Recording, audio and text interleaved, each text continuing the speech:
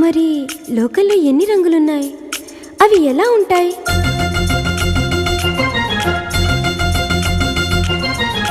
బుగ్గ మీద వెచ్చని సిగ్గు వచ్చినప్పుడు దానిని అడుగు, ఎర్రదనం అంటే చెబుతుంది. పెదవి కొమ్మ పూసిన పువ్వు అందమైన నీ చిరునవ్వు, తెల్ల రంగు అట్టా ఉంటుంది. నీలో